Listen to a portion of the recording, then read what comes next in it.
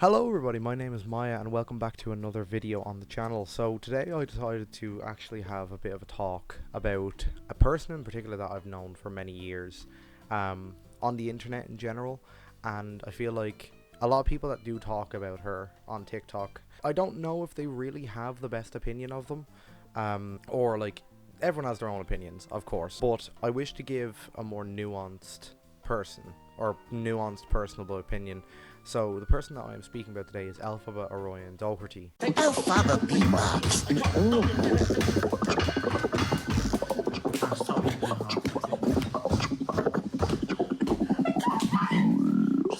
If you don't know who she is a TikTok creator and karaoke star is the only way I can describe her, because she can sing, sure, but most of her live streams are just her breaking down mentally. I feel like as a trans woman I kind of have a special ability to speak about this because it is someone within my own community and it is someone that I have watched since prior to my transition. And yeah, so this has been something that I've kind of always kept up with. It's someone that not really kept up with, not the entire drama part of it, but I've always known about. So let's begin with part one. Who is she? Oh, Frank's trying to kill himself. Oh my God, is he all right? Frank, are you all right? Don't try to stop me. And I'm saying she because a lot of people on TikTok in the comment section enjoy attempting to misgender or remove her from that category, but I'm just going to be nice, and I'm no Calvin Gara. It's not my fault to, like, it's not my point to play in policing pronouns and who gets to use them. That's just counterintuitive and generally just not worth doing. But without further ado, who is she? So Elphaba Orion Doherty was a trans individual who began TikTok for their obsession and hyperfixation on Elphaba from the movie The Wicked or Wicked. I've never seen the show or the movie, and I don't really care for musical theatre. So she would sing the same song, Defying Gravity, all the time, at least 50 to 100 times a day, pissing off her mother, neighbours, and anyone who was in a general 10-kilometre vicinity of Elphaba. It was always something just odd. Her TikTok videos back then in 2020, 2021 would pop up and they were just general kind of stuff. She lived in her old house. She had just finished secondary school. Everyone, my name is Orion Doherty. Today I am performing live. She was just kind of doing her thing, you know. The issue is that she began live streaming, and when you begin live streaming on TikTok, you kind of fall down a rabbit hole of never getting a job again. And these TikTok live streams have been the biggest issue and has brought her so much infamy and destruction that it really everything up. Sharky, do you have an opinion on this, Sharky? All right, let's give you a fucking voice. Get out and have a look at that moon quick. Okay, we're not gonna let you have a voice. You're not having a voice anymore. Her controversies came a lot from not being able to keep her hygiene up, as well as being a trans woman. She does also have something called it's like HS or hypovernius supermativa. It's like a skin condition in which the sweat glands don't properly form, I believe, so then they kind of just clog up and end up in these massively painful cysts. It's a forever thing. You can't really get rid of it. The only way you can do it is manage it. She got quite infamous for not washing herself, which would lead to something else down the line, but she got infamous for not washing herself, and these would lead to massive cysts that would bleed through t-shirts. And it's also the reason I can't shop in Primark anymore, because every time I go to Primark and see one of the t-shirts that she's worn or a similar design, it gives me instant fucking flashbacks, and then I just imagine her back bleeding through the t-shirt, and then I just can't watch it anymore. I can't shop there. Another thing I can't do is show my friends what I'm dressed up like, because it just reminds me of when she walked out of the bathroom and kind of showed off her outfit, and I was just like, I can't. It just gives me flashbacks. I have genuine EPTSD, Elphaba post-traumatic stress disorder. Let's get into her controversies themselves. Who the starts a conversation like that? I just sat down. So since I've been watching for so long, I used to look like this when I started watching Elphaba. I now look like this, and I grew these myself.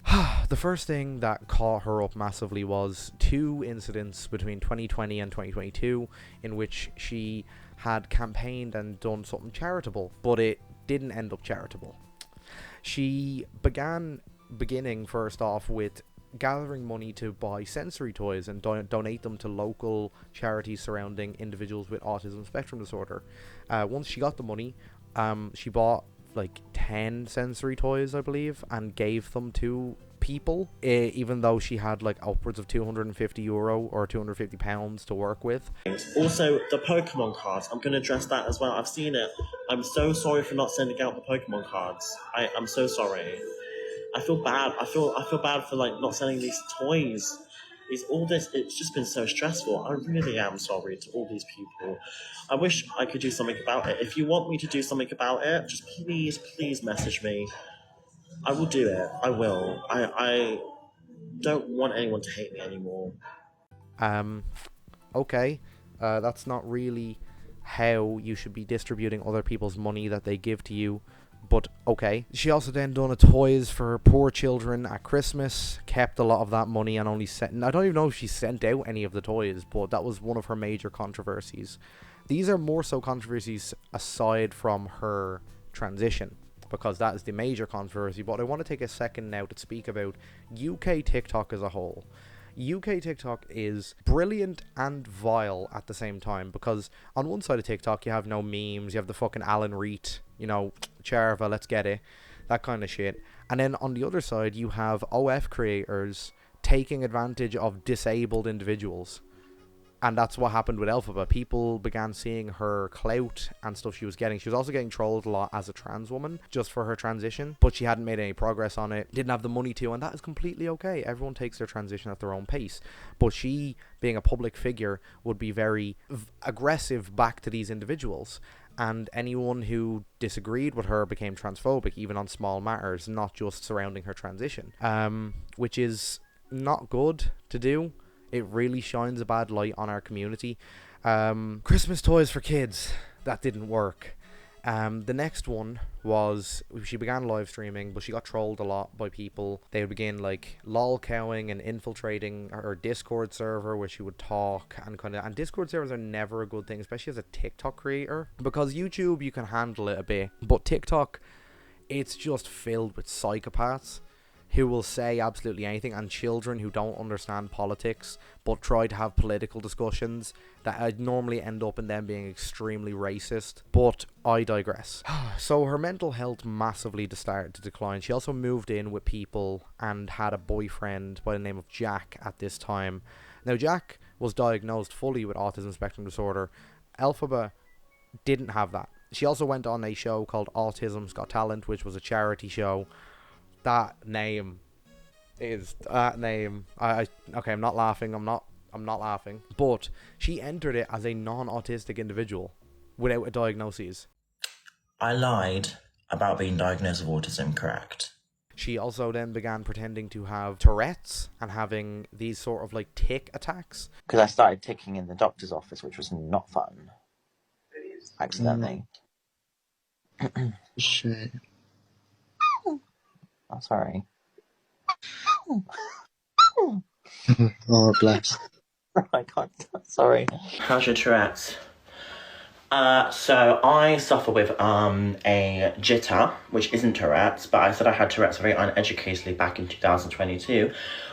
So with the general mental health decline, and with that, she began trusting other creators. Two creators in specific, Chelsea Liart, someone who was manic, bipolar, schizophrenic, booyaka out the fucking gaff. I'm way worse than bipolar. I'm manic fucking schizophrenic fucking booyaka in the place. Recently began destroying her own kitchen in her council apartment. Okay.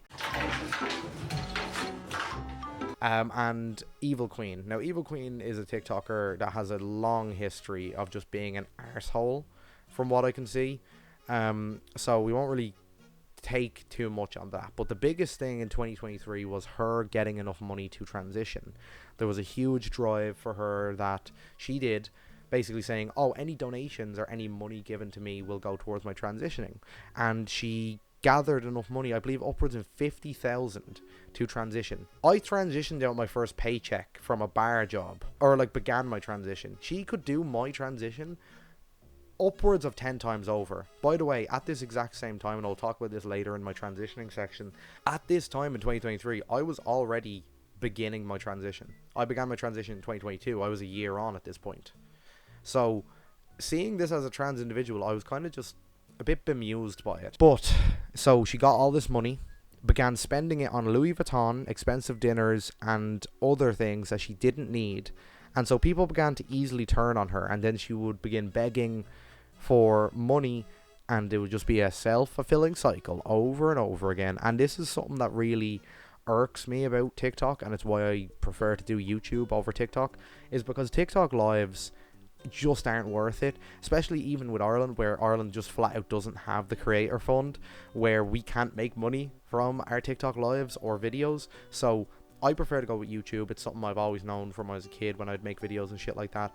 So it's something that I'm used to, but it's also good that I can edit out anything I say. I can edit that shit out, because she can't. So when she says or does things on live that aren't socially acceptable or good in any sense of the word, it really messes with her, and it really damages her reputation. And that's what people began clipping her for. You had many different channels that, I mean, I also follow just to see what's going on, but, you know, that's neither here nor there. It just kept amounting and kept amounting and kept amounting, and generally her personality towards herself and other people was just sickening. Like, I understand I can be egotistical or I can be humble. It's how I want to proceed. Like, I'm good at editing, I'm good at making YouTube videos, I'm good at making public speaking, I'm good at that. But when Elphaba was talking about, she also, okay, I just remembered something, I'll talk about it. But when she would talk about wanting a partner after Jack in 2023, it was really weird, because she would outline all of these things. And now, like, you have to have standards for yourself as a person wishing to date someone. You have to have standards, boundaries, morals, whatever you want. She wanted, like, a fucking model for her entire thing. And now I understand that. Like, if I'm going for someone, if I'm looking to date anyone, if they're not a drug addict, cool. And if they're not harming themselves or in mental good standing, cool. Let's see where it goes. If we're similar, we're similar. If we're not similar, we're not similar. But she was looking for men who can drive, which is money, abs, good looks, and it's just like, it's diluted. I like men with money. I like a man who knows what to do in a situation. I like a man who can drive. I like a man... It's odd, because when I look in the mirror and I see myself, and I'm moderately okay looking, I'm a solid 5, and I've accepted that fact, I don't immediately hike my expectations of the other partner to be able to support me, or be able to fulfill what I want, or need to have these things in order to fulfill what I want. That's just really mentally bad for both you and your partner, and it kind of figures why she's been single all this time. Many different things we're seeing. People began filming her in public, so she couldn't really go anywhere, but this will be talked about more in the never-ending cycle section of this. So with all the stolen money, all of this, she was also she also had got made fun of for having a kink surrounding Venom, and the hyperfixation on Wicked, to the point that the brand surrounding Wicked completely cut her off and basically said, we can't, like, never ever in your life we will ever work with you. Her big dreams of being a London West End actress, gone. Which, that's hard enough as a trans woman in general, but you doing fucking mental shit online kind of ruins it. Anymore.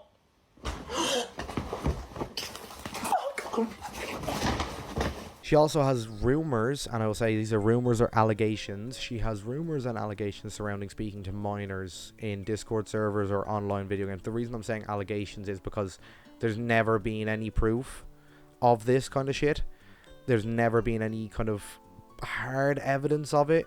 But yeah, it's not like a Wyan Windbridge fucking voicemail kind of shit. But there's never been proper conclusive evidence to that. So I'm saying allegations, thoughts, rumors, keep that in your head. So 2025 rolls around. A lot's fucking happened already. We're 5 months in. She's been put on GB News, which is an alt-right kind of, you know, the freaks that don't come outside their houses and just spout about immigrants all the time. They all watch GB News or Newsbacks in the United States. They are freaks. And Elphaba with the recent court decision, which was regarding the Supreme Court in the UK revoking access for trans women to go to the bathroom, had a mental health crash online. Now, this is something she's done before, where she got drunk and began ranting about Brianna Joy, which was a trans woman who was unfortunately stabbed to death in a hate crime. But she began ranting about it as if she was her friend. That's horrid. But GB News used clips from Elphaba's TikTok of her walking around wishing to assault women in the street, punching her bed frame and injuring her hands. And then also, what happened after that clip is she threatened that she wanted to kill herself on live.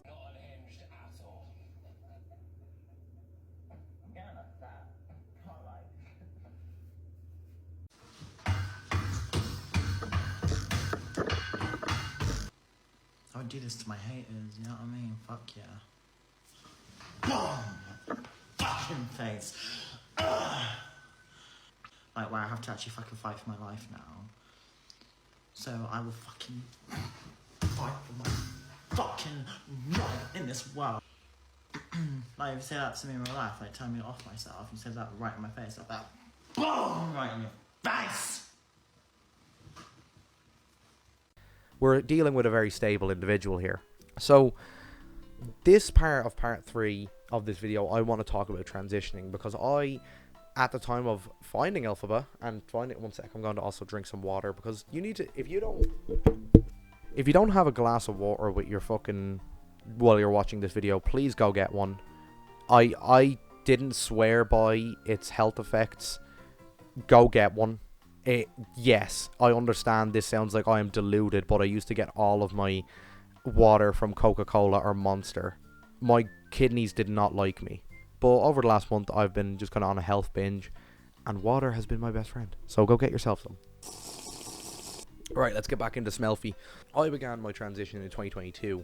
I found Elphaba in around 2021, 2020 during COVID. This is what I looked like back then. This is what I look like now. I've been 3 years on hormones, and I didn't DIY it like a lot of trans women begin with, because I was terrified about the fact of medical health complications and not knowing what I was putting into my body, but I understand why a lot of other trans women do it. So, what do I use to transition? Well, I'm on 3 separate medications and a gel that I use.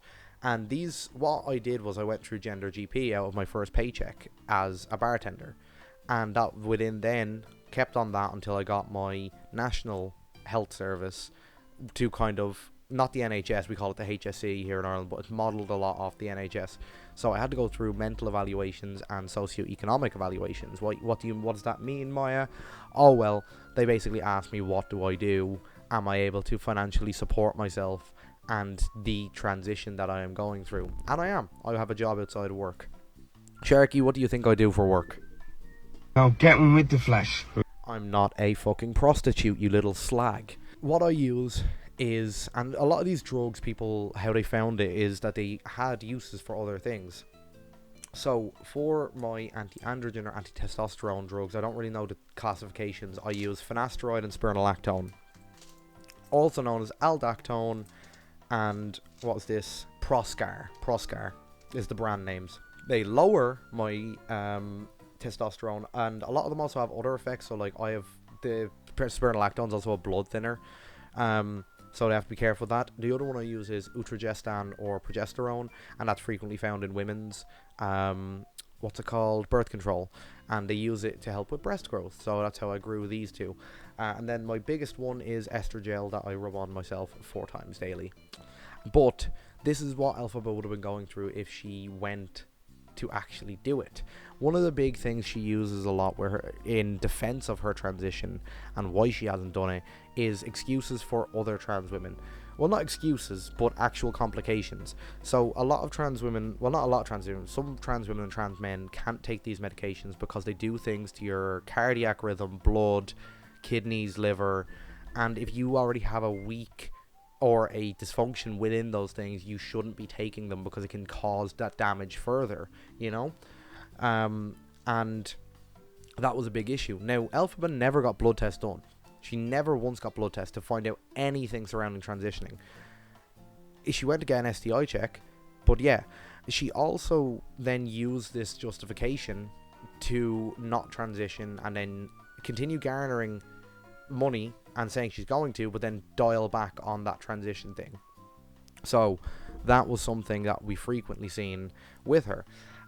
Using other people's justifications. So if I was a trans woman and I didn't transition, but I used my friend who couldn't medically transition's excuse, even though I didn't get it checked, and was essentially lying to people about my medical status, then that would be disgusting. And that's what she's been doing for the last few years.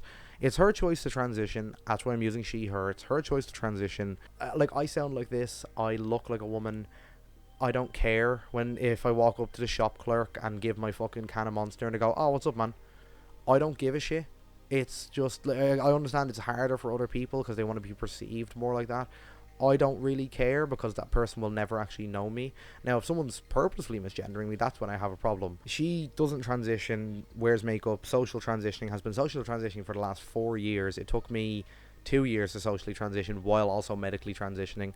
Yeah, it's just kind of how it is with her. When we stayed in them apartments. The next one is the never-ending cycle, and this is going to go further into why I fucking hate UK TikTok.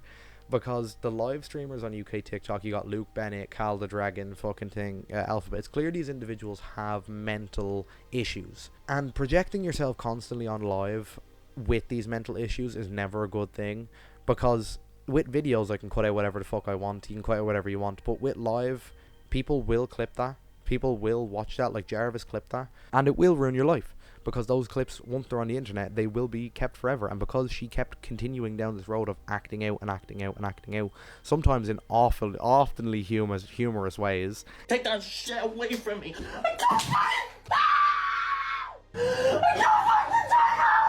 It never ended well for her. And this never-ending cycle has now ruined any prospects of her ever getting a job in the future. Because TikTok you can't do forever, you know? Elphaba's not going to be fucking 70 sat on TikTok making these things or doing these live streams because it's just not sustainable. Like, that's why YouTube is my job. I have a job outside of YouTube that helps me support, create content, and I do this shit on the weekends just for fun because I enjoy doing it and I feel like I have a good personality to do it. The never-ending cycle of this is that she has essentially ruined her own life and her own job prospects and her own ability to live outside of TikTok. Because when she walks around the street, every cunt knows who she is. Everyone knows who Elphaba is, you know? And it just kind of fucks you. Because, like, you don't have any privacy. It's the same thing that Chapel Roan went for, but Chapel Roan is nowhere near anywhere with Elphaba.